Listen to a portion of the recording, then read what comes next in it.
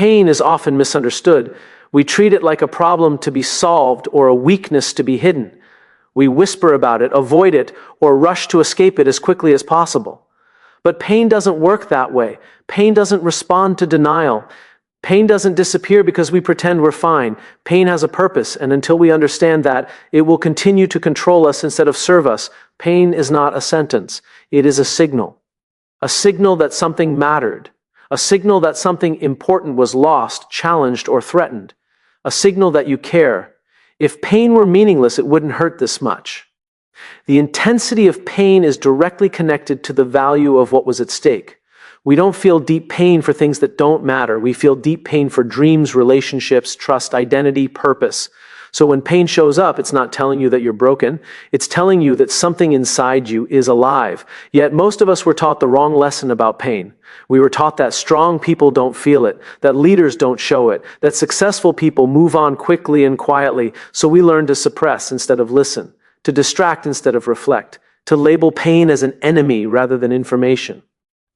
But pain is data. It's feedback that something needs attention, something needs to change, something needs to be understood. And like all signals, pain becomes dangerous only when we ignore it. A warning light on a dashboard isn't the problem. The problem is covering it with tape and hoping the engine fixes itself. When we ignore pain, it doesn't go away, it leaks. It leaks into our decisions. It leaks into our relationships. It leaks into our leadership. Unacknowledged pain turns into anger, into fear, into defensiveness, into control. And before we know it, we're reacting to life instead of leading it. The strongest people aren't the ones who feel less pain. They're the ones who have learned how to sit with it long enough to understand what it's trying to say, because pain always asks a question. What did this cost you? What did this reveal? What can't continue the way it was? And most importantly, what matters enough to hurt? That last question is the key. Pain points us toward our values. If betrayal hurts deeply, it's because trust matters to you. If failure cuts hard, it's because purpose matters to you. If loss leaves a void, it's because connection matters to you. Pain clarifies what success, comfort, and ease often hide, and clarity is power. When you listen to pain instead of running from it, you begin to see patterns. You notice where you compromised yourself, where you ignored your instincts, where you chased approval instead of alignment. Pain doesn't just tell you that something went wrong. It tells you where you drifted away from who you are. This is why pain feels personal, because it is. But here's where many people get stuck. They confuse pain with identity. They say, this happened to me, therefore this is who I am. And that's where pain becomes a prison. Not because of the event, but because of the meaning we assign to it. Pain is something you experience. It is not something you are. The moment pain becomes your identity, it stops being a signal and starts being a sentence. And that's not because pain demands it, it's because we choose it. We stop asking what pain is trying to teach us and start using it to explain why we can't move forward. But pain was never meant to stop you. It was meant to shape you. Every meaningful transformation begins with discomfort. Growth hurts. Change hurts, letting go hurts, but stagnation hurts too. It just hurts quietly and slowly until one day you realize you've been living a life that no longer fits. Pain is often the first honest thing that happens to us. It strips away illusions. It exposes fragile foundations. It forces us to confront truths we were too busy or too afraid to face. And while that confrontation feels brutal in the moment, it's also where integrity is rebuilt. Because when pain shows up, it asks you to choose courage over comfort. Comfort says numb it. Courage says name it. Comfort says move on. Courage says understand it. Comfort wants speed. Courage wants depth. And depth is where real power lives. When you slow down enough to listen to pain, you reclaim agency. You stop being at the mercy of what happened and start taking responsibility for what happens next. Not responsibility for the event, but responsibility for the response. That distinction matters. You don't control what life throws at you, but you do control whether pain makes you smaller or sharper, whether it closes you off or opens you up, whether it turns into resentment or wisdom. Pain doesn't decide that, you do. And once you understand that pain is a signal, not a sentence, you stop asking for it to disappear. You start asking it to guide you. guide you back to your values, guide you toward better boundaries, guide you into more honest conversations, guide you into work that actually matters, guide you into becoming someone who can carry responsibility with humility and strength. This is how pain becomes power, not by being dramatic, not by being loud, but by being intentional. Power isn't dominance. Power is clarity. Power is alignment. Power is knowing why you do what you do, especially when it's hard. And pain, when listened to, sharpens that why, so the next time pain shows up, and it will, don't rush to silence it. Don't rush to label it as failure or weakness. Pause long enough to ask what it's pointing to. Because inside that discomfort is information you can't afford to ignore. Pain is not here to end you. It's here to wake you up. And if you have the courage to listen, it will not only show you what hurts, it will show you what matters most. Most people spend their lives running from pain. They avoid it. They distract themselves. They surround themselves with noise, entertainment, approval, anything to keep their minds off the discomfort. And for a while, it works. The pain is still there, but it's muted. It doesn't demand attention. And so they call themselves strong. They call themselves resilient. But strength that hides from pain is an illusion. It is fragile. It can shatter with the slightest pressure because it is built on avoidance rather than understanding. Avoidance feels safe. That's why we do it. Pain is loud, uncomfortable, inconvenient, and demanding. If we could delete it, we would. And in the short term, avoidance works. We convince ourselves that ignoring the wound will allow us to heal, but what we don't realize is that wounds that are ignored never truly heal. They fester, they twist, they change the way we think, the way we feel, and the way we behave. Avoidance is a strategy of weakness disguised as strength. It allows us to survive, but it doesn't allow us to thrive. Ownership, on the other hand, is transformative. Ownership is the willingness to face the things we wish we didn't have to face. Ownership is choosing to say, yes, this hurts, yes, this matters, and yes, I am responsible for what I do with it. Ownership doesn't mean you caused the pain. Ownership doesn't mean you asked for it, but it does mean you refuse to be controlled by it. You refuse to let it dictate your life. You claim it, study it, and understand it until it no longer controls you, but instead serves you. It is ownership that separates those who complain from those who lead, those who see themselves as victims from those who become architects of their own future. Because when you own your pain, you reclaim agency. You say, this happened to me, but it will not define me unless I let it. And there is immense power in that statement. You become a participant in your life rather than a passenger. You stop being at the mercy of circumstance and start being an author of your own story. When people avoid pain, they often avoid responsibility. They pass blame. They rationalize. If only they had, or if only this had happened, or if only I had known. These words are subtle poison. They keep the mind fixated on what cannot be changed, rather than what can be acted upon. They reinforce a sense of helplessness and prolonged suffering. Avoidance and blame are twins. They travel together, and they weaken everything they touch. But ownership doesn't waste energy on the unchangeable. Ownership focuses on what can be influenced, what can be learned, what can be done differently tomorrow. It is the decision to say, I cannot control what happened, but I can control how I respond. That decision is radical because most of us never make it.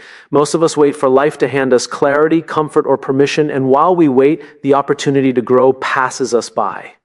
Taking ownership is not instantaneous. It's not an announcement or a declaration. It is a process, often messy and uncomfortable.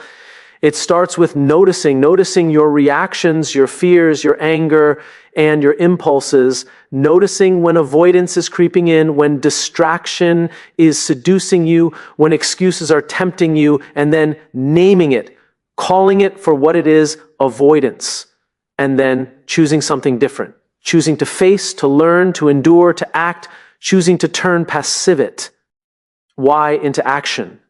Pain left unowned becomes a master. Pain owned becomes a teacher. It tells you what you value, what you need to change, where you can grow. But if you hide from it, it whispers behind your back, guiding you in directions you do not intend. Ownership turns that whisper into a conversation. You ask questions. You explore answers. You gain clarity. You gain insight. You gain strength. Ownership strengthens because it builds trust with yourself. When you face what's hard, when you confront what hurts, when you refuse to run, you prove to yourself that you are reliable, that you can be counted on, that you can endure. And once you have earned your own trust, the rest of the world begins to notice it too. Leadership begins at home. Strength begins with self. Authority begins with accountability. None of these exist without ownership. Avoidance, by contrast, erodes trust. You start to doubt your own courage. You start to question whether you can handle what life throws at you. You start to believe that discomfort is unbearable and that the safest path is retreat. And retreat, repeated over time, changes you. It changes your decision-making. It changes your relationships. It changes your view of possibility.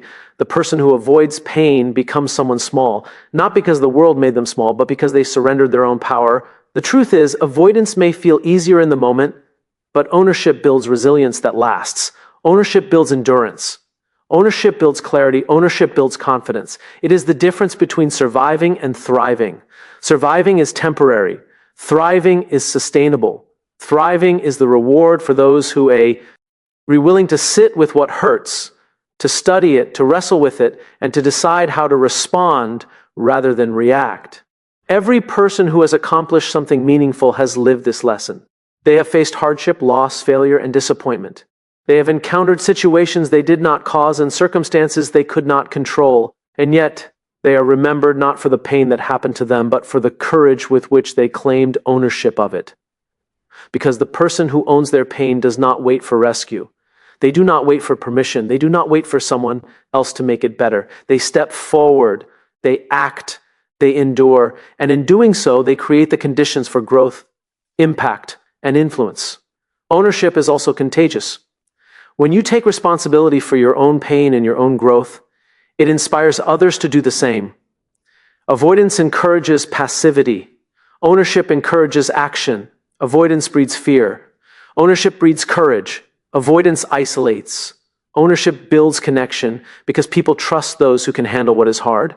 People follow those who can face reality without being broken by it. People respect those who can take responsibility without blaming others. And that respect is the foundation of influence, leadership, and meaningful impact. The journey from avoidance to ownership is not a single step. It is a daily commitment. It is the small decisions made consistently.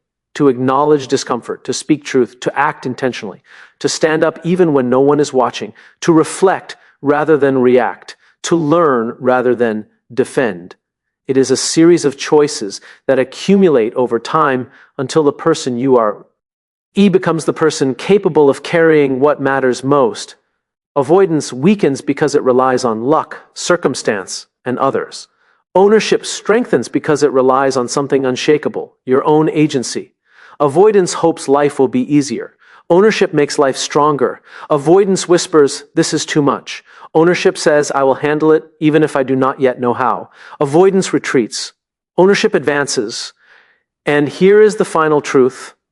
Avoiding pain may spare you discomfort for a moment, but it steals your power forever. Ownership may challenge you today, but it equips you for every tomorrow. One builds walls, the other builds wings.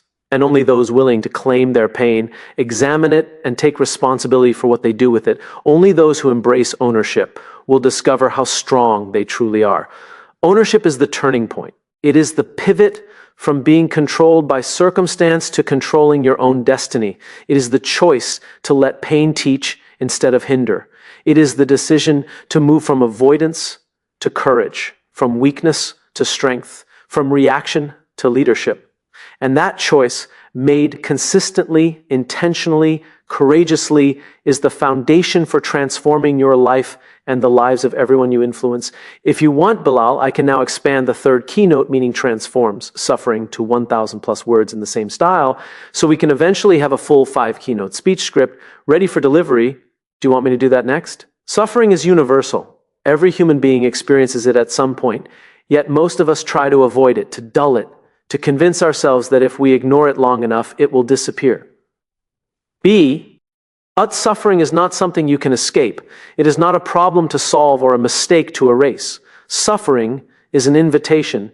It is an opportunity to understand something essential about yourself, your values, and your purpose. The way we engage with suffering determines whether it becomes a source of despair or a catalyst for growth. And the key to transforming suffering lies in meaning.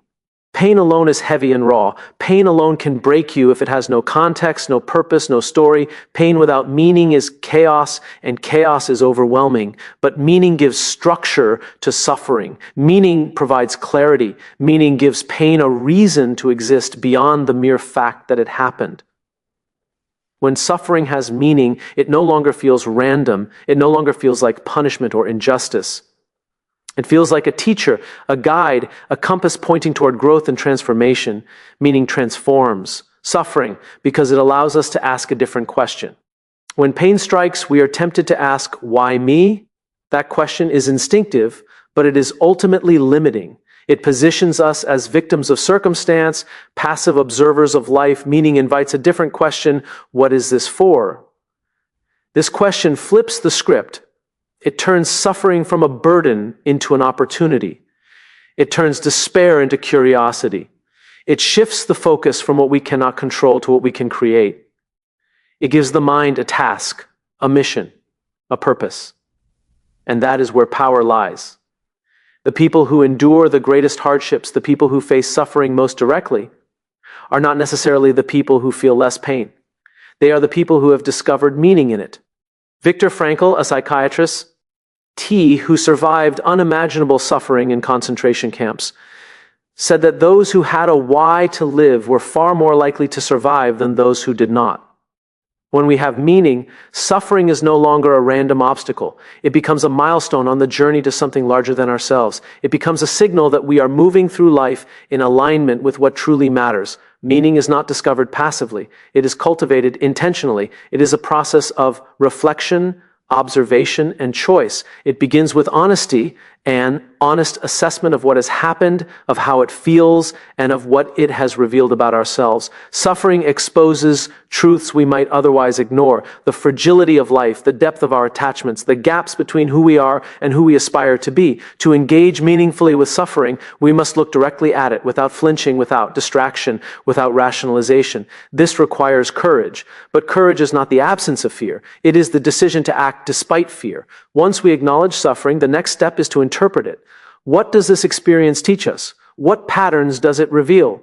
What have we been ignoring? What assumptions have been shattered? Meaning emerges when we take raw experience and integrate it into our understanding of the world and ourselves. It transforms random events into a narrative that we can understand, a story that guides our choices, a framework that informs our actions. This narrative doesn't erase pain, but it changes its role. Pain is no longer an enemy, it is a mentor. Suffering becomes a tool for growth, a bridge to insight, a doorway to purpose. When we find meaning in suffering, we also find resilience. Resilience is not simply the ability to withstand hardship, it is the ability to endure it with a sense of direction. Meaning gives resilience its backbone. When life feels chaotic and overwhelming, meaning provides orientation. It answers the unspoken question, why should I keep going? It allows us to say, this matters. This is shaping me. This is teaching me something. I could not learn any other way. Without meaning, suffering is isolating and demoralizing. With meaning, it becomes connective and empowering. It links us to something larger than ourselves, something enduring and profound. Suffering with meaning is transformative because it can ripple beyond the individual. When we endure pain and extract purpose from it, we become living examples for others. Our suffering ceases to be solely personal. It becomes a resource for empathy, guidance, and inspiration. Those who have faced challenges and found meaning in them can mentor, lead, and support others who face similar hardships. Our pain, when meaningfully processed, creates value in the world that extends far beyond the original wound. It is the alchemy of turning suffering into service, tragedy into teaching, and loss into leadership. But finding meaning in suffering requires humility. It demands that we recognize that life is not always fair, that not every hardship has an obvious explanation, and that we may never fully control the events that happen to us. Meaning does not remove discomfort. It does not erase the weight of loss or the sting of betrayal. It does not give us a shortcut to happiness. Instead, it shifts our perspective. It allows us to see hardship as part of a large our journey as a challenge with purpose, as a moment in time that can be leveraged to strengthen our character, clarify our values, and refine our vision. Meaning transforms suffering because it allows us to connect the past with the future. Without meaning, pain traps us in the past. We replay events, ruminate on injustice, and internalize grief. Meaning, however, draws a line from what happened to what can happen next. It encourages reflection, but it also inspires action. It transforms mourning into planning, frustration into focus, and despair into determination. Pain becomes a teacher whose lessons can be applied rather than a burden that drags us down. This process is deeply personal. What is meaningful to one person may not be meaningful to another. And that is why reflection is so critical. We must interrogate our experiences and extract lessons that align with our own values, not someone else's expectations. Meaningful suffering is always individualized because it is tied to the unique combination of our abilities, our purpose, our relationships, and our circumstances. It cannot be prescribed or copied. It must be discovered and owned. Ultimately, the transformation of suffering into meaning is the foundation of growth, resilience, and leadership. People who have endured pain with purpose are stronger, wiser, and more compassionate. They make better decisions, form deeper connections, and contribute more effectively to the world around them. Suffering, when imbued with meaning, is not an endpoint. It is a turning point, a moment that can redefine who we are, what we value, and how we live. So, when life delivers challenges, and it will, don't ask only why me. Instead, ask, what is this teaching me? Look for the patterns, identify the lessons, and integrate them into your story. Let suffering sharpen your perspective, refine your values, and illuminate your purpose. Pain is inevitable. Suffering is unavoidable, but despair is optional. And despair is optional only when we have meaning. Meaning transforms suffering because it gives us the ability to endure what would otherwise destroy us, to act in ways that create value, to connect with others in ways that deepen understanding, and to navigate life with a sense of direction that transcends immediate discomfort. Without meaning, pain is chaos. With meaning, pain is a teacher. Without meaning, suffering is a burden. With meaning, suffering is a bridge. Without meaning, loss diminishes us. With meaning, loss shapes us. The greatest leaders, innovators, and change-makers in history were not immune to suffering. They were defined by it. They faced setbacks, failures, and tragedies. They confronted moments that would have crushed most people, and yet they emerged not in spite of suffering, but because they discovered meaning in it. They understood that pain, when given purpose, becomes fuel. They realized that hardship, when processed intentionally, becomes guidance. They recognized that suffering, when aligned with values and goals, becomes power. Finding meaning in suffering is not easy. It requires courage, patience, and reflection. It requires a willingness to sit with discomfort and wrestle with it until insight emerges. It requires asking hard questions and refusing to accept easy answers. It demands that we be honest about our weaknesses, confront our fears, and embrace uncertainty. But the reward is profound. Meaning transforms suffering from a force that diminishes us into a force that defines us. It allows us to navigate life with intention, strength, and clarity. It allows us to turn hardship into hope, struggle into skill, and pain into purpose. When we embrace suffering with meaning, we reclaim agency, we cultivate resilience, and we create a foundation for impact. Pain becomes a guide, not a jailer. Suffering becomes a teacher, not a tormentor. And in this transformation, we discover the extraordinary potential that lies within each of us, the power to endure, to lead, and to leave a legacy that is stronger, wiser, and more compassionate because of the very hardships we once feared. Struggle is personal, but its impact doesn't have to stop with you. Most people experience hardship and view it as something to endure quietly, privately, even shamefully. They tell themselves, "This is mine, I must carry it alone." And while that instinct is understandable, pain feels isolating, it is also limiting. Because struggle has a unique power. It can be transformed from a source of suffering into a source of service. Your struggle can serve others, not in spite of the pain, but because of it. Think about it for a moment. The experiences that shaped you the most, the times you stumbled, failed, or were broken, these are also the experiences that equip you to help someone else. There is a reason hardship resonates universally. When you have walked through fire, even once, you gain empathy, insight, and credibility that cannot be taught. People recognize authenticity. They recognize someone who has been in the trenches and emerged with lessons that are real, applicable, and tested. Struggle, when processed thoughtfully, becomes a bridge between personal growth and communal impact. Many people underestimate the value of their own story. They look at their past and see only mistakes, shame, or embarrassment. They see wounds they would rather hide. But what you perceive as weakness is often exactly what someone else needs to see. Someone else, lost or hurting, is looking for proof that survival, growth, and transformation are possible. Your struggle becomes a roadmap for them. Your vulnerability becomes a signal that they are not alone. And in that moment, your pain is no longer a personal burden. It is a gift. This is why leadership, at its core, is not about authority or control. True leadership emerges from the ability to transform personal experiences into value for others. When you have faced difficulty and you openly acknowledge it, when you share what you learn without pretense, it inspires action in ways that polished success stories never can. People don't connect with perfection. They connect with authenticity. They connect with the evidence that someone else has faced the same fear, the same doubt, the same loss, and yet found a way forward.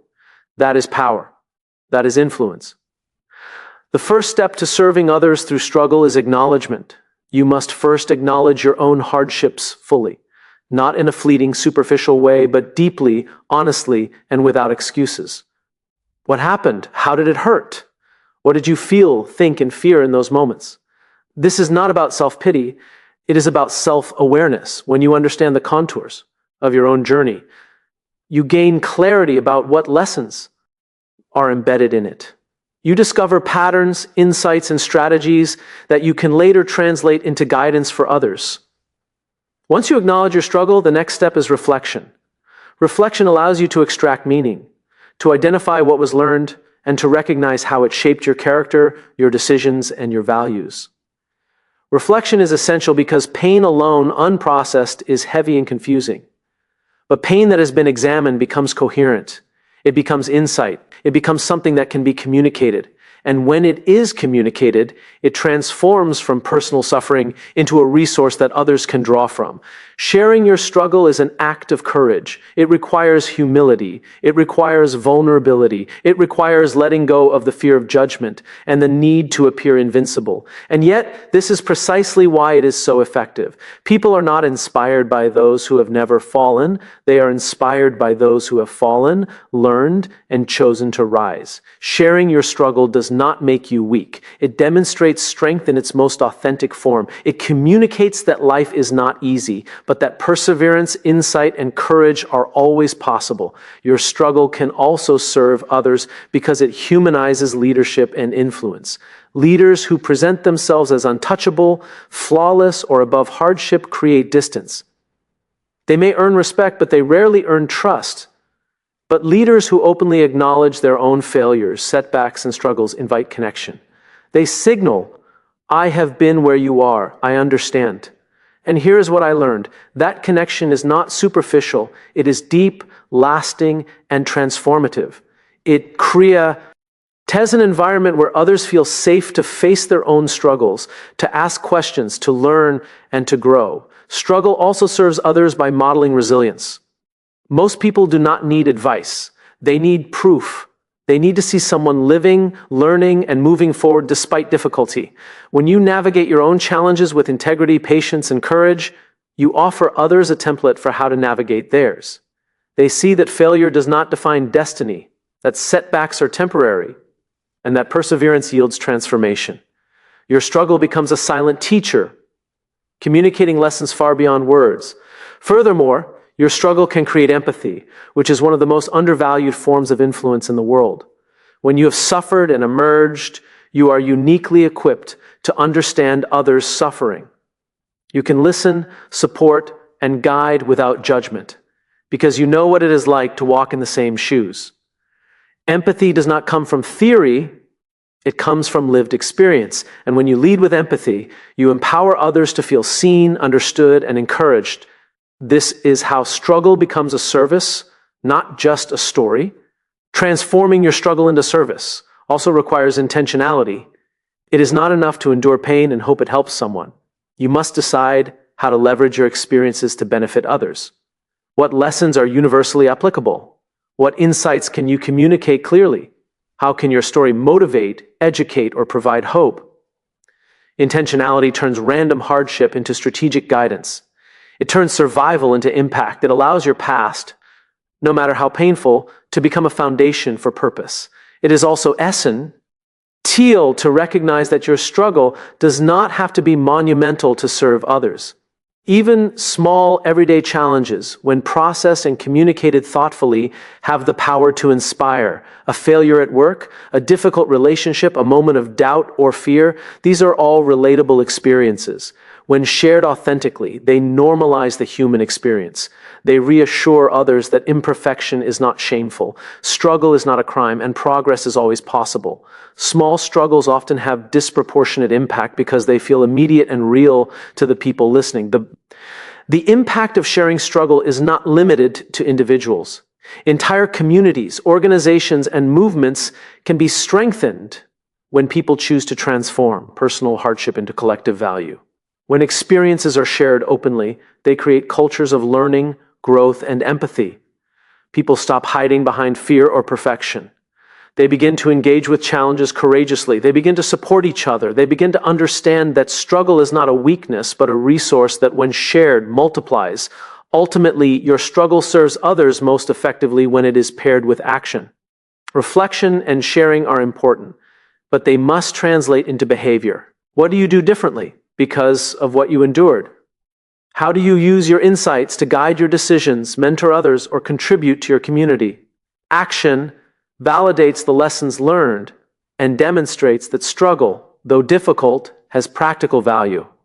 It turns abstract suffering into tangible guidance, inspiring others to move from observation to application in their own lives. Your struggle can serve others because it creates hope. Hope is the most powerful motivator, and it is rooted in evidence. People are inspired not by what could happen in theory, but by what has happened in reality. When you openly demonstrate that growth, learning, and resilience are possible in the face of difficulty, you give others permission to hope. You give them a reason to act. You give them a reason to endure.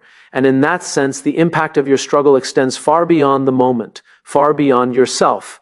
It reverberates into the lives of others, shaping their choices, perspectives, and possibilities. When you embrace this principle, the narrative of struggle changes. It is no longer simply about pain or endurance. It is about purpose, service, and legacy. Your hardships become a bridge connecting you to those who have yet to overcome similar obstacles. Your mistakes become lessons that save others time, energy, and suffering. Your victories, forged through struggle, become proof that perseverance is worthwhile. In this way, struggle is transformed from a private burden into a public gift. Serving others through your struggle also cultivates gratitude. When you recognize that your pain has meaning beyond your own life, you begin to see hardship not just as misfortune, but as opportunity. You realize that your experiences, however difficult, have equipped you to make a difference. This awareness fosters humility, empathy, and a sense of responsibility, a recognition that your survival, growth, and learning are not solely for yourself, but for everyone you can influence. Your struggle then is never wasted. Pain, when acknowledged, processed, reflected upon, shared, and acted on, becomes an instrument of impact. It becomes a roadmap for others. It becomes inspiration. It becomes hope. And in serving others through the lessons of your struggle, you complete a transformation that transcends self-interest and reaches into something far greater than yourself. So, when you face hardship, remember this: you are not just enduring for your own sake. You are gathering insight, wisdom, and empathy that can guide others. You are proving that survival is possible, that growth is achievable, and that meaning can be found even in the darkest moments. Your struggle, when intentionally transformed into service, multiplies beyond measure. What was once a source of isolation becomes a source of connection. What was once a source of despair becomes a source of hope. What was once a wound becomes a foundation for influence, leadership, and change. Your struggle can serve others. It is one of the greatest powers you possess. And when you embrace it, honor it, and act through it, you turn private pain into public purpose, personal endurance into collective inspiration, and individual hardship into shared human progress. Courage is not a single act. It is not a momentary burst of bravery or a dramatic declaration that makes a headline. True courage is quiet. True courage is consistent. It is a daily practice, a repeated choice to show up, speak up, and act despite fear, doubt, or discomfort. Power, real power, is not given. It is not handed down by circumstances, titles, or recognition.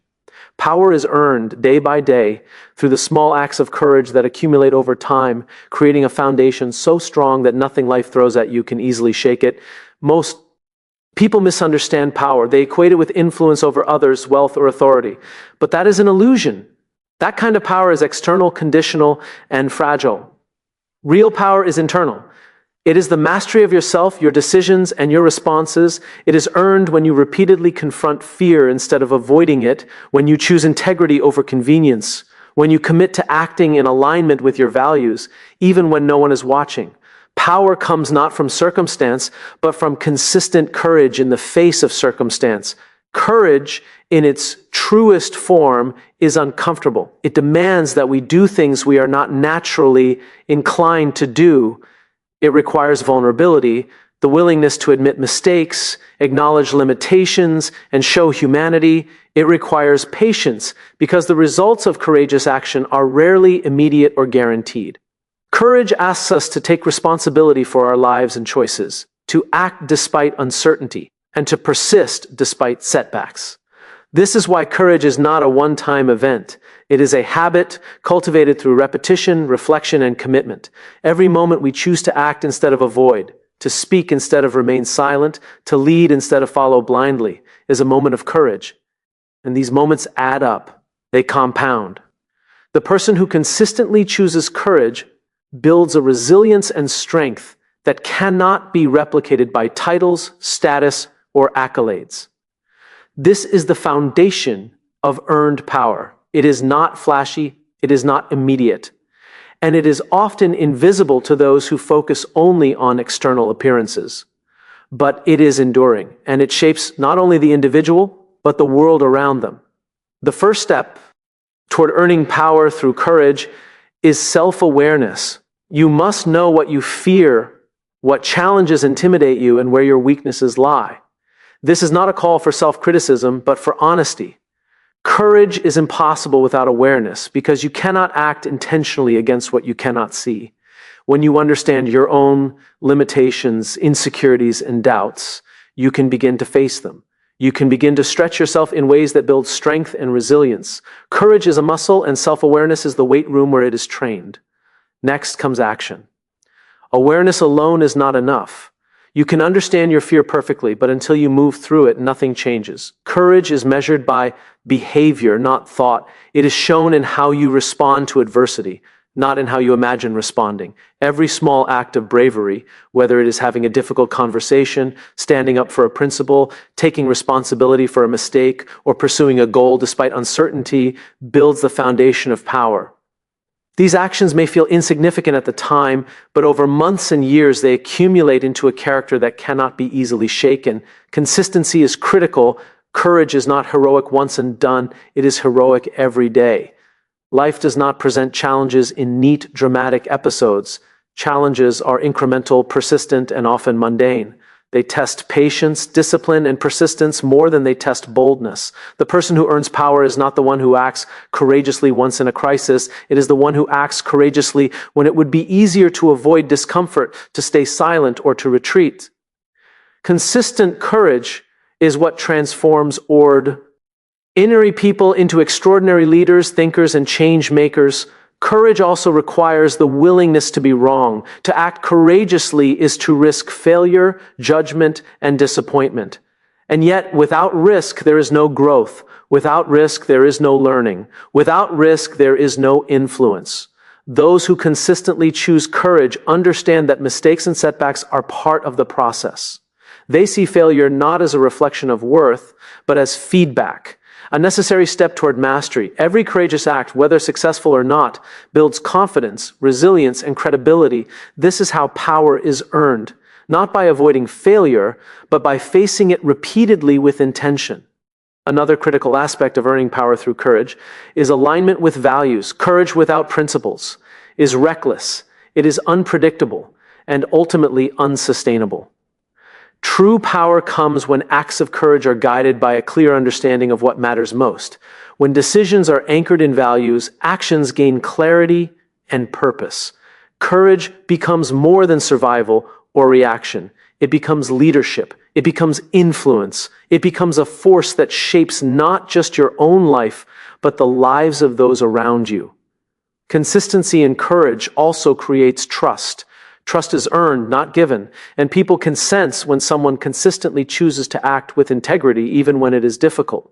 The person who consistently demonstrates courage is trusted to make decisions, lead teams, and guide others through uncertainty. This trust multiplies influence and impact, which is why earned power is not about dominance, it is about responsibility. Power without trust is fragile.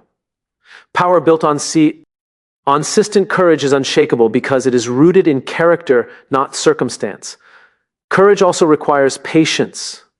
The results of courageous action are rarely immediate or obvious. Often the impact is delayed, subtle, or indirect. But consistent courage compounds. Every decision to act despite fear, every step to align with values, every choice to face discomfort rather than avoid it, creates a trajectory toward influence, impact, and fulfillment. The person who understands this does not act for immediate reward. They act because consistent courage is its own reward, and its effects ripple outward over time. Finally, courage is contagious. The person who consistently acts with bravery inspires others to do the same. Teams, communities, and organizations thrive when individuals consistently model courage. Fear diminishes when people see others face it consistently. Inspiration grows when people witness repeated acts of integrity, vulnerability, and determination. In this way, consistent courage multiplies, not only strengthening the individual, but creating environments where others are empowered to act boldly as well. Power is not entitlement. Power is not assumed. Power is earned through consistent courage. The courage to face fear, the courage to act ethically, the courage to persist through difficulty, and the courage to align actions with values. It is earned not in a single moment, but in the accumulation of choices made every day, many of which go unnoticed. And yet, these choices are the very things that shape character, influence others, and determine legacy. When we understand that power is earned through consistent courage, our approach to life changes. We stop waiting for permission. We stop hoping for perfect conditions. We stop relying on luck or circumstance. Instead, we take responsibility for our actions, our growth, and our influence. We commit to showing up day after day, facing fear, learning from failure, and acting in alignment with our values. And through this consistency, we become people who are not easily shaken, who are trusted, who inspire, and who leave a meaningful impact on the world. So when fear arises, as it always will, remember that courage is not the absence of fear. It is the decision to act in spite of it. When uncertainty clouds your path, remember that courage is not reckless. It is consistent, intentional, and value-driven. When challenges feel overwhelming, remember that power is not handed to you. It is earned, one courageous choice at a time. Every moment you choose courage, you are shaping your own strength. Every time you act despite fear, you are earning influence that cannot be taken away.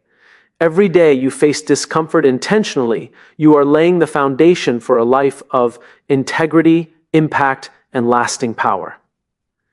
This is how true leaders are built, how meaningful lives are lived, and how enduring legacies are created. Consistent courage is not optional, it is essential. It is the bridge between struggle and strength, between suffering and service, between potential and power. And when you fully embrace it, you realize that every act of courage, no matter how small, compounds into something extraordinary. You discover that real power is not flashy, loud, or temporary. It is deliberate, enduring, and deeply rooted in the choices you make when no one is watching. You earn it moment by moment through consistent courage, and it becomes the foundation for everything meaningful in your life. As we reach the end of this journey, let us pause and reflect on what we have uncovered together. Pain, struggle, and suffering are not random trials meant to break us. They are signals, invitations, and teachers, guiding us toward a life of purpose, resilience, and impact.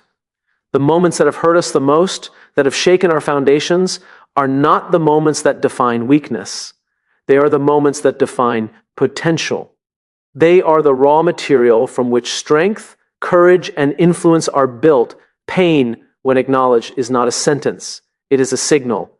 It is a message that something in your life matters deeply, that your values, ambitions, and relationships are alive, and that you have been challenged in ways that demand growth. Avoiding pain may feel safe, but safety never builds power. Ownership strengthens.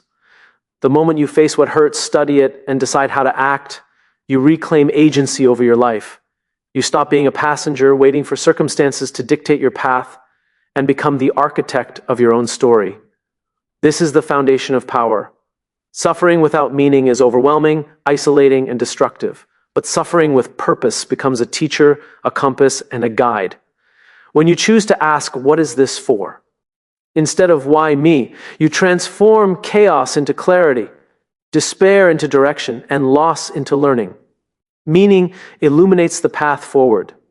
It allows you to see beyond the immediate pain and understand how each challenge is shaping your character, refining your choices, and preparing you for something greater.